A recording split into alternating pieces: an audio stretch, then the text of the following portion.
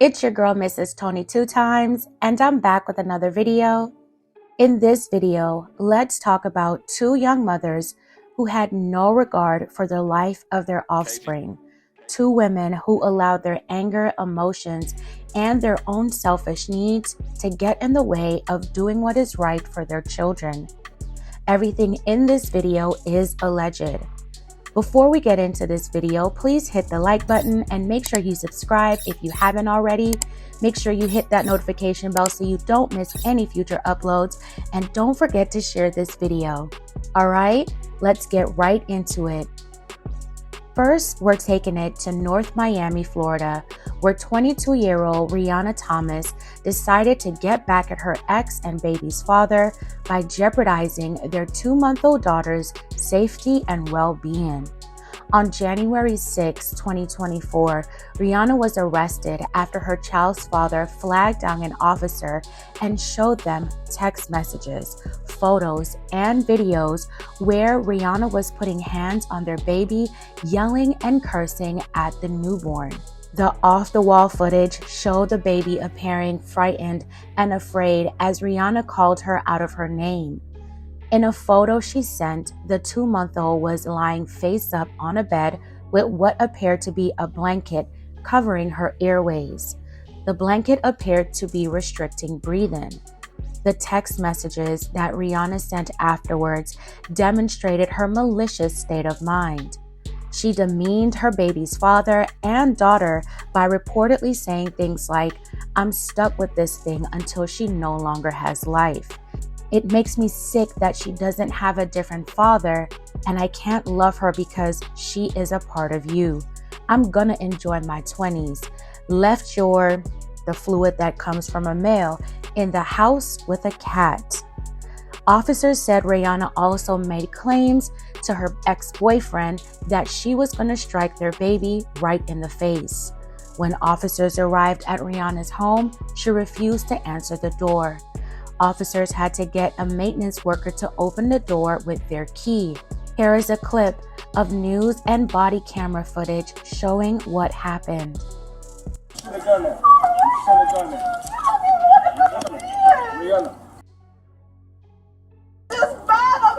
Why would you do that? It's clear that Rihanna thought that what she was doing was no big deal, stating she was just mad upset and asking her baby daddy, "Why would you call the police?" Officers immediately took Rihanna into custody and the baby was safely removed from her unharmed. During her interview with police, she reportedly gave a full confession. The fact that she thought playing with her baby's life was some type of game. If you wanted to enjoy your 20s, sweetheart, you should not have gotten pregnant. Now that your baby father doesn't want to have a relationship with you, you decide to take it out on an innocent blessing who didn't ask to be here in order to get back at him? Did you think that would change the circumstances? No, it only made things worse, and now you have to deal with the consequences of your actions. This is unacceptable. I'm going to say the least. It's actually criminal. This is a 2-month-old baby. There's no yelling and shut the F up. The get back game never works, and this is one of the worst ways to get back I have ever heard of. You are better off moving on and bettering yourself for you and baby girl. Thankfully, the baby is okay, but who knows what her life will be like after this. Hopefully, she is in good hands moving forward. As for the father, I believe he did the right thing by intervening when he did and how he did. If he had gone over there to confront her, who knows what would have transpired, and I believe that's what she intentionally wanted to happen. She wanted to provoke him to come over by using their baby. Rihanna is being held at a correctional center without bond. Fam, pause and tell me your thoughts on this one in the comments below before we continue to the next case. Second, we have 24-year-old Sara Lashae Harris in Phoenix, Arizona.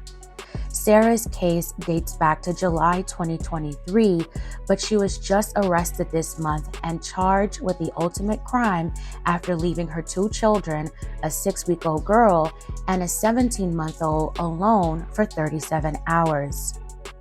On July 30th, 2023, Phoenix officers and EMS responded to an apartment complex at about 9:40 a.m. in regards to a newborn baby girl being found unresponsive. The infant wasn't breathing as she laid on a mattress in the living room. Life-saving attempts were made, but 4 minutes later, the baby was sadly pronounced gone. The 17-month-old was found unharmed. Their mother, Sara, was at the scene and told officers that the baby girl was acting fussy the night before. Sara said she last fed her baby at 10:30 p.m. and at approximately 5 p.m. on July 29th, she gave her infant ibuprofen with a syringe. Sara said she carried the baby around the apartment until they laid down to sleep at 2:30 a.m. on July 30th. Sara alleged that when she woke up that morning, she went out momentarily to the corner market. She came back an hour later and said she had to have someone let her in the building because she forgot her keys. Sara said when she entered the room where her daughter was, she reportedly found her with a blanket over her face, not breathing. Sara then called her parents, who called 911. Investigators at the scene started to notice possible discrepancies in Sara's timeline. Reports say that the baby's body temperature was far colder than the temperature of the room, indicating that she had not been alive for some time. Her head appeared sunken in. Authorities got surveillance footage that contradicted Sara's story. Investigators found emails from the shelter where Sara was staying advising her that she needs to refrain from leaving her children alone at the property. After obtaining a search warrant, they also found text messages in Sara's phone from Friday, July 28, 2023, where she exchanged messages at around 3:22 p.m. with someone who was asking her to do explicit things for cash and attempts to set up a time. Surveillance from that day showed her leaving the apartment at 3:53 p.m., then returning at 4:44 p.m. She left again after that and did not return until Sunday. At the scene, investigators found a bottle of children's NyQuil, red in color, with a used syringe with red liquid remnants in the kitchen on top of the microwave. They found a shopping bag in the trash that was similar to the one investigators saw Sara carrying into the apartment on the surveillance footage. They also found a baby bottle in the trash filled with what appeared to be white milk that had a pinkish hue to it with red liquid on the nipple of the bottle. The medical examiner later determined the baby's cause of passing was chlorpheniramine intoxication, thick mucus that plugged her airways, and unsafe sleep environment. Chlorpheniramine is an antihistamine found in medicines such as NyQuil, cold, and flu.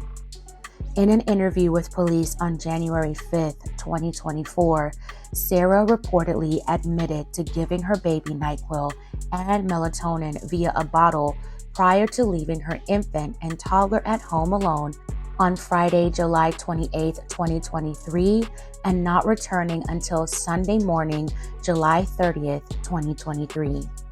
She told police she swaddled the baby, propped her up in an upward position on the mattress, and placed her 17-month-old in a playpen with no ability to escape before she left the apartment.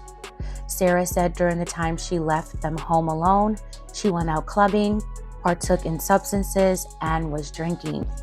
She reportedly said she was upset at herself for getting so messed up and not realizing she had stayed out that long. Sara was arrested on charges of second-degree hit, among other violations. May her baby girl rest in peace. This situation unfortunately ended tragically and is absolutely heartbreaking. This woman really put her desire to party and get messed up before the care and well-being of both of her children. Where are the children's father? Is it possible because of the hustle she did on the side, the children could have been an outcome of that, and she's unsure of who the father or fathers of the children are? In my opinion, Sara could have possibly done this before.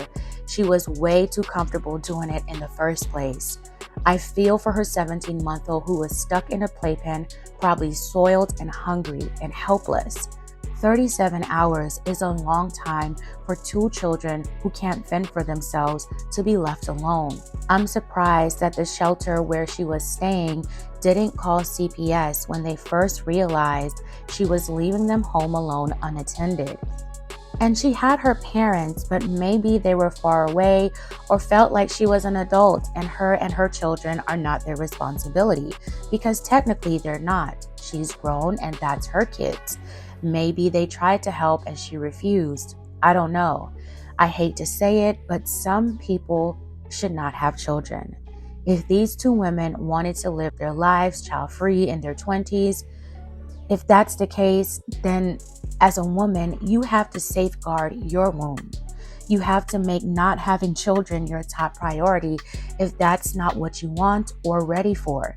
Yes, it takes two, but in most situations, women invite the man into their world and vice versa. That's why the vetting process is not to be taken lightly. Know what you're getting yourself into on both ends. Yes, we can be young and dumb sometimes, but that's life, and to every choice there are consequences, and some we can't take back. It's not fair to innocent children to have to go through situations like these.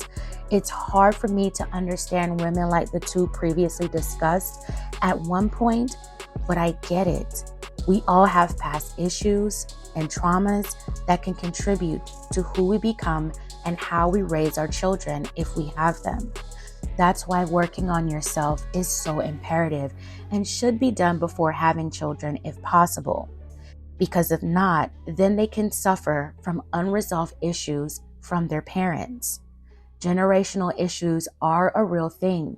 We all have to deal with anger, hate, emotional problems, and contempt. Some deal with it better than others.